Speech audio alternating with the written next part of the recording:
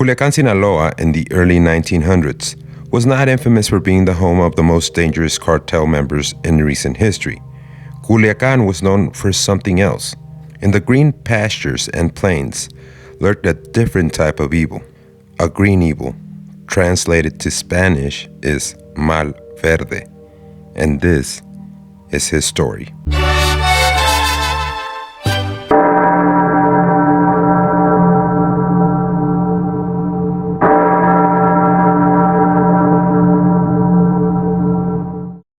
Uy cucuy, welcome back to the Mexighost Tales. I am your host, Danny Chavez, and today we will bring you the story of Jesús Juárez Mazo, better known as Jesús Malverde, the narco saint.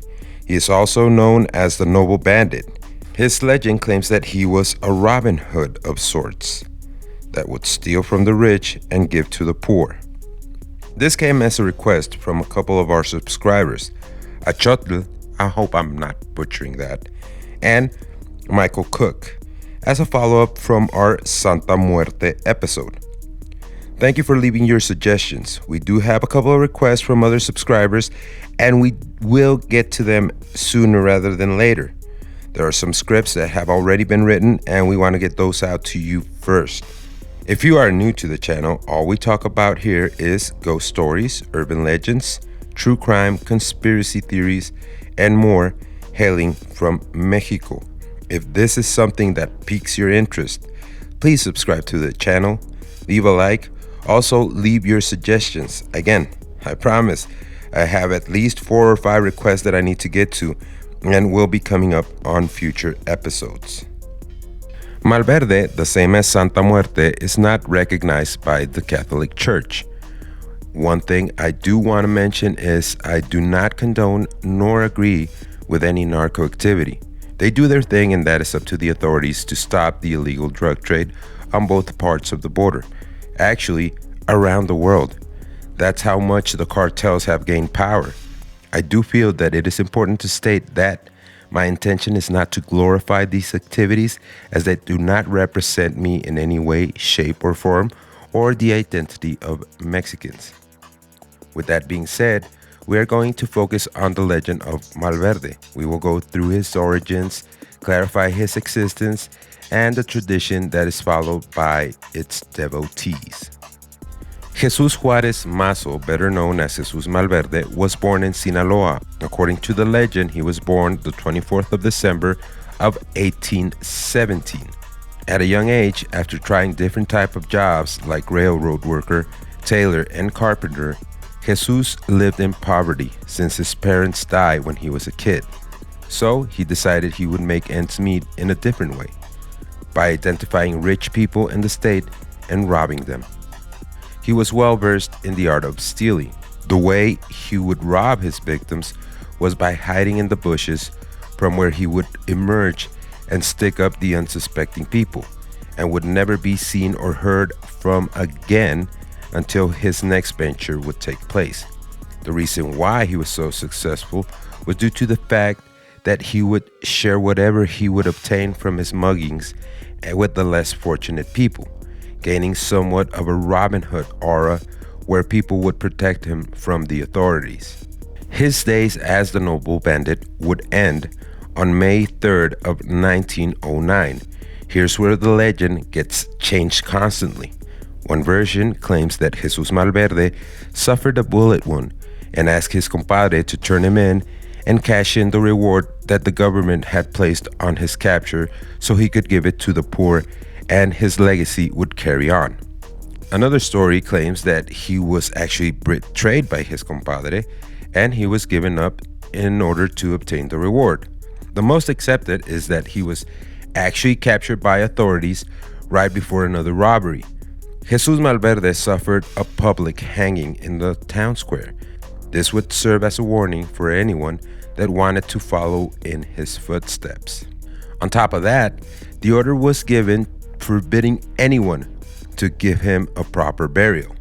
When the remains fell to the ground, the people he had helped in his life started throwing rocks on top of the body. A few days after, the rocks had piled up, creating a sort of a grave for Malverde. Another popular version is that a cattleman had lost his herd of cows, and he had asked Malverde's hanging body to help him find the herd. If he did so, it wouldn't matter if the cattleman would suffer the same fate. He would personally take him down and bury Malverde. As soon as he finished his prayer, the cows emerged and surrounded Malverde's body, attributing this as his first miracle. Till this day, the chapel of Malverde is still on the same spot where the remains were. According to the town locals, the grave was about to be removed to place the government palace. The equipment would always fail, making it impossible to remove the grave from the spot. People from all around the world, but especially from the US, visit the chapel every year as they claim that he has helped them with illnesses, being able to cross the border without being spotted, and other requests. But in 1920, the first narco asked the legend of Malverde himself to help him cross marijuana to the United States, and he was able to do it without a hitch. From that day forward, even leaders of the drug cartels have been known to be devotees of Malverde. Amongst them, El Chapo Guzman and Amado Carrillo Fuentes, and lower-level associates ask Malverde for protection. The chapel has had its fair share of controversies. People claim that the owners have taken advantage of the donations given to the chapel, as it is known that the cartel members do not skimp on their donations. The person in charge of the chapel gives out donations to schools in the area and helps out with funerals amongst other activities. He claims the rumors to be unfounded, as he is not rich as many people claim. As attractive as this legend may be, and even with the supposed pictures of the real Jesús Malverde on the internet, there are no official records of his existence. The figure was made by a local sculpture artist. He stated, "I just made the statue, and since no one said anything, I left it like that." Furthermore, historians, investigators, and experts on the subject have found Malverde's story to have a lot of similarities with the life of two very famous Sinaloa bandits, Heraclio Bernal and Felipe Pencomo. Regardless of what the real story is, the cult of Malverde is big and it keeps growing. While there might not be any official records of his existence, there's also the possibility that said records were erased from the National Archives, as it is common practice by different regimes at different times to try to suit the narrative that benefits them the most. And with that, we come to the end of another Mexighost Tales. I hope you enjoyed it.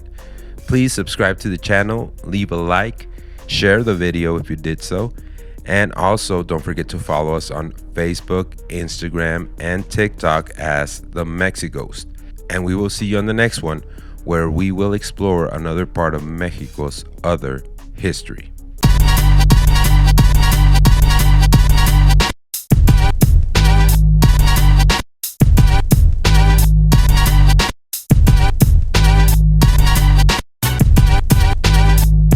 Y celebraremos una gran fiesta mexicana juntos. ¿De qué fiesta hablas? Noviembre 2. ¿Y qué celebran? A los muertos.